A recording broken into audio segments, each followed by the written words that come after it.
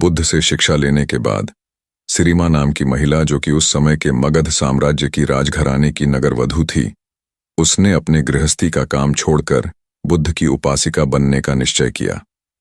सिरिमा राजघराने की सबसे सुंदर और अमीर स्त्री थी, लेकिन अब उसने अपना सारा समय बौद्ध संघ की देखरेख, भिक्षुओं की आज्ञा पालन और दूसरे अच्छे कामों में लगाना शुरू कर दिया। उसने बौद्ध संघ से हर दिन 8 नए भिक्षुओं को अपने घर बुलाकर भोजन कराने का नियम बना रखा था। उसने 8 निमंत्रण पत्र बनवा रखे थे, जिन्हें भोजन करने के बाद पुराने भिक्षु संघ पहुंचते ही नए भिक्षुओं को दे दिया करते थे। इस तरीके से हर दिन 8 नए भिक्षु उसके यहाँ भोजन करने आते।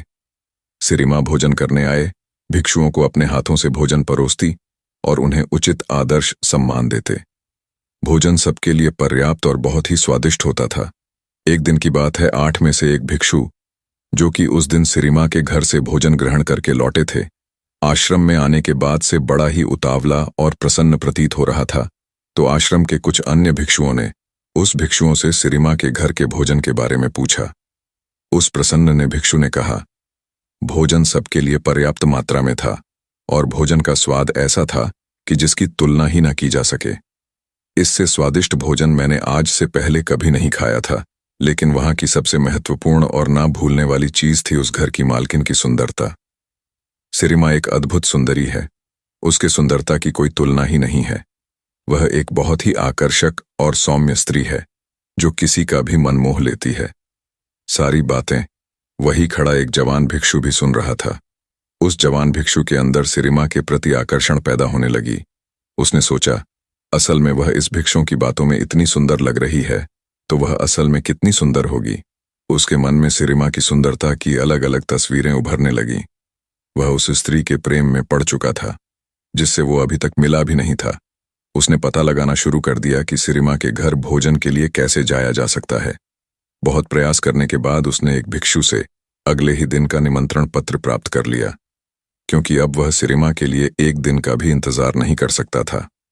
वह उस रात ठीक से सो भी ना सका, क्योंकि वह पूरी रात सिरिमा के बारे में ही सोचता रहा। लेकिन उसी दिन सिरिमा अचानक बहुत बीमार पड़ गई।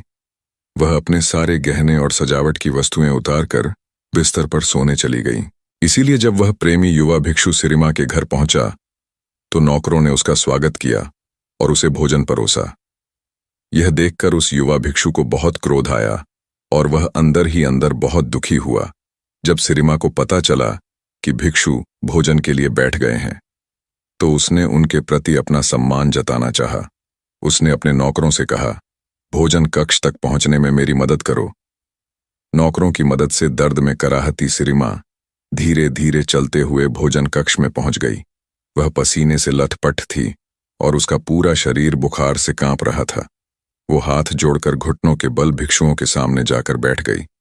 उसे देखकर उस युवा भिक्षु ने मन ही मन कहा, इतनी बीमार होने के बाद भी यह कितनी सुंदर और आकर्षक है। सोचो, अगर ये बीमार ना होती और सारा श्रृंगार करके आती तो कितनी सुंदर लगती। अपनी वासना के बसीभूत होकर उस बौद्ध भिक्षु ने बिना एक भी कौर खाए अपनी भिक्षा पात्र को बंद कर दिया।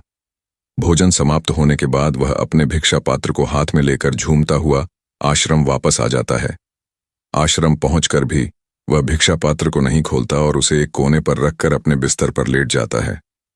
उसके दिमाग में पूरे समय सिर्फ सिरिमा का वह खूबसूरत चेहरा ही घूम रहा था, जो उसने भोजन कक्ष में देखा था। वह उसके बारे में जितना सोचता, वह उसके लिए ही सुंदर होती जा रही थी। उसके कुछ मित्र भिक्षुओं ने उसे भोजन कराने का प्रयास किया, लेकिन वो सभी असफल रहे। भयानक बुखार की वजह से उसी रात सिरिमा की मृत्यु हो गई।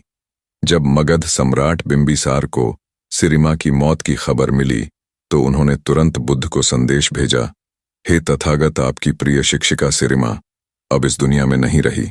बुद्ध ने सम्राट बिंबिसार को वापस संदेश भेजा, मृत शरीर को जलाया ना जाए, बल्कि उसे एक बड़े से मैदान में संभाल कर रखा जाए। चील, कौवे और दूसरे जानवर शरीर को नुकसान ना पहुंचा पाए, इसके लिए कुछ पहरेदार मृत शरीर के आसपास तैनात कर दिए जाएं। 3 दिनों में मृत शरीर सड़ चुका था। शरीर के फूलने की वजह से चमड़ी फट गई थी और उसमें से कीड़े निकलने लगे थे। आसपास का सारा वातावरण दुर्गंध में हो गया था। बुद्ध के कहे अनुसार सम्राट बिंबिसार ने पूरे नगर में ये घोषणा करवा दी कि कल सुबह राजगृह के सभी युवा पुरुषों को सिरिमा के शरीर का अंतिम दर्शन करने राज मैदान पर पहुंचना है, और जो भी व्यक्ति इस आदेश का पालन नहीं करेगा उस पर 8 सोने के सिक्कों का जुर्माना लगाया जाएगा।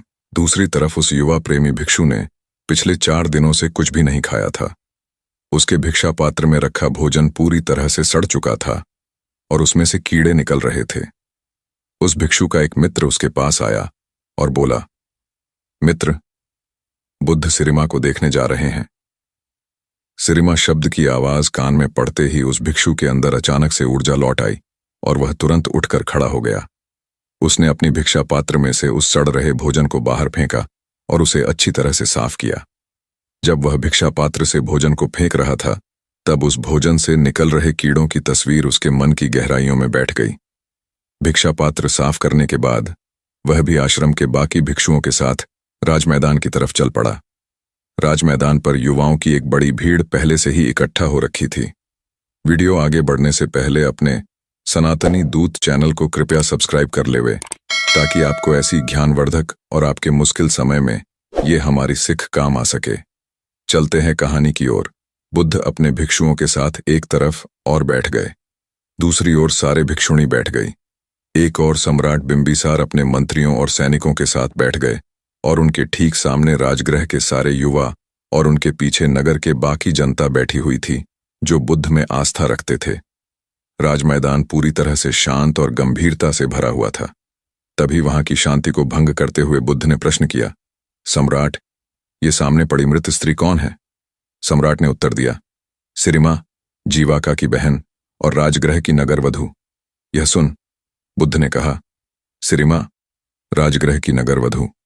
बुद्ध ने कहा, चलो अभी सच्चाई का पता लगाते हैं। बुद्ध ने थोड़ा ऊंची आवाज में कहा, आप में से जो भी व्यक्ति 1000 सोने के सिक्के देगा वह सिरिमा के साथ एक रात बिता सकता है। इतना कहकर बुद्ध भीड़ की तरफ देखने लगे। एक भी व्यक्ति ने अपना हाथ नहीं उठाया।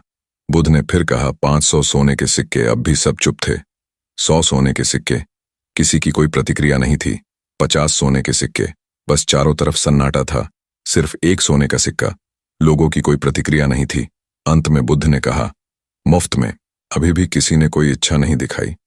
बुद्ध ने कहा, देखा भिक्षुओं, ये वही स्त्री है जो 4 दिन पहले तक नगर के हर पुरुष की चाहत थी। सब इसे अपनी इच्छा पूर्ति का साधन समझते थे। इसके साथ एक रात बिताने के लिए हजारों सोने के सिक्के देने को तैयार रहते थे। एक दूसरे को मरने मारने को तैयार रहते थे, लेकिन आज उसी नगर में उसी स्त्री के शरीर को कोई मुफ्त में लेने को भी तैयार नहीं है। यही हर इंसान के शरीर के साथ होता है। हमारा ये शरीर अल्पकालीन और नासवान है। इसे केवल सुंदर गहनों, कपड़ों और सुगंधित इत्रों के द्वारा आकर्षक बनाया जाता है, लेकिन हमारा कोई भी प्रयास इसे बूढ़ा होने, बीमार पड़ने और अंततः नष्ट होने से नहीं बचा सकता। केवल मूर्ख ही अपने आप को कल्पनाओं से जोड़ते हैं और उसी में लीन रहते हैं और उसे ही सुंदर और आकर्षक मानते हैं। भीड़ में बैठे उस बीमार युवा प्रेमी भिक्षु ने भी बुद्ध की ये सारी बातें सुनी। बुद्ध की ये बातें उसके दिल को चोट कर गईं। उसने सोचा, जब श्रीमा जिंदा थी तो उसका शरीर कितना सुंदर और आकर्षक था, ठीक उस भोजन की भांति जो ताज़ा पकाकर उसे परोसा गया था। हालांकि समय के साथ उसके कटोरे में रखा भोजन सड़ गया और पूरा भिक्षा पात्र कीड़ों और मक्खियों से भर गया। इसी तरह एक बार जीवन ने सिरिमा के शरीर को छोड़ दिया तो वह फूल गया, कीड़ों से भर गया, उसमें से तरल पदार्थ निकलने लगा और वह मक्खियों व दूसरे जीवों का आहार बन गया। अपने स्वयं के शरीर के बारे में विचार करने पर वह समझ गया कि वह अलग नहीं है। यहां तक कि इस दुनिया में कुछ भी उसके शरीर को बर्बाद होने से नहीं बचा सकता। इसलिए अपने शरीर और कल्पना से लगाव रखना एक ब्रह्म मात्र है। इस नए ज्ञान के साथ वो बौद्ध भिक्षु आत्मज्ञानी बन गया।